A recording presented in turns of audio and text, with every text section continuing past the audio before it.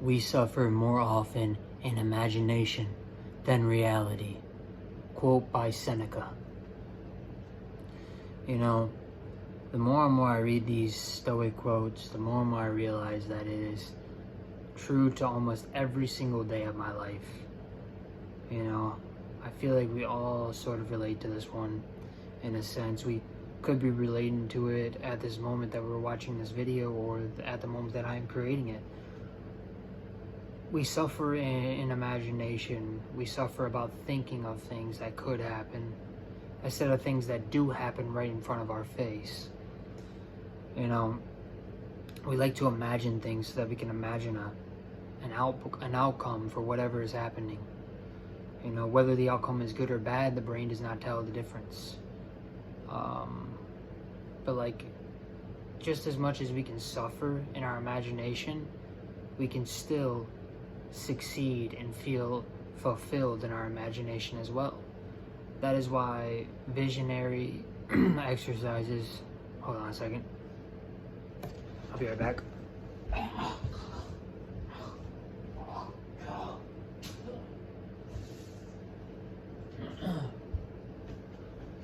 That is why visionary exercises are key. And, you know, by the way, my videos are uncut, so I was just talking and some phlegm came up. I think I might have gawk or whatever the fuck it is. Anyways. You know, I'll just give myself an example. And honestly, I feel like I can really just open up to myself about what's going on every day to my YouTube channel. So if you really don't want to hear this, you can skip ahead or whatever. But I've been hearing this like cranking and like it's this really weird sound in my car. And I went and eventually check the oil.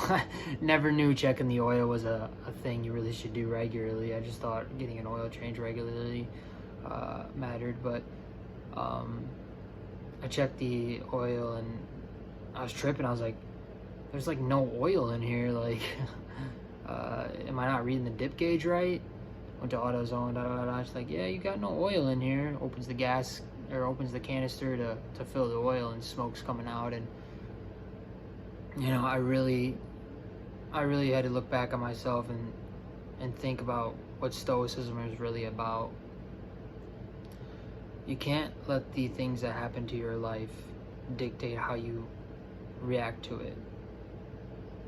You know, most people would be really sad, like, I might have to trash my engine, you know, and shit like that, which, granted, I still thought about, but, you know, and then think about not having a car and, you know, all this stressful stuff, but just realizing that all of this bad stuff will come to pass, you know, and there's no need of me imagining stuff that isn't the case. You know, my engine may have been fucked up and, you know, I put some oil in it now and it may be good. You know, the outcome could be still glorious. I could have the car fixed, you know. I still have to wait like a week or so to get into the...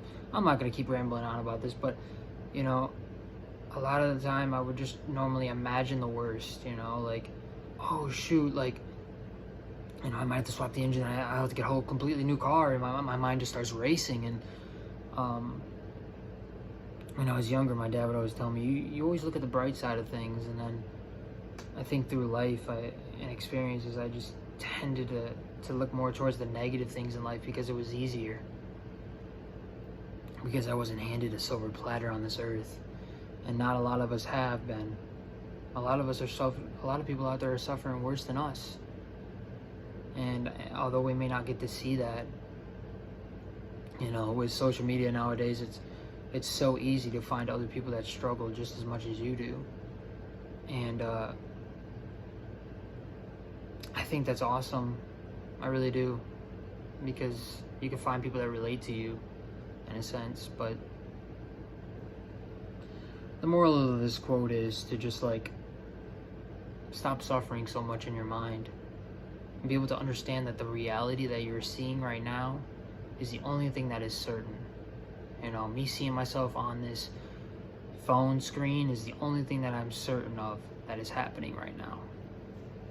My car could be blowing up outside. Hopefully it is not, but it could be. And you know, obviously I'd hear it or whatever, but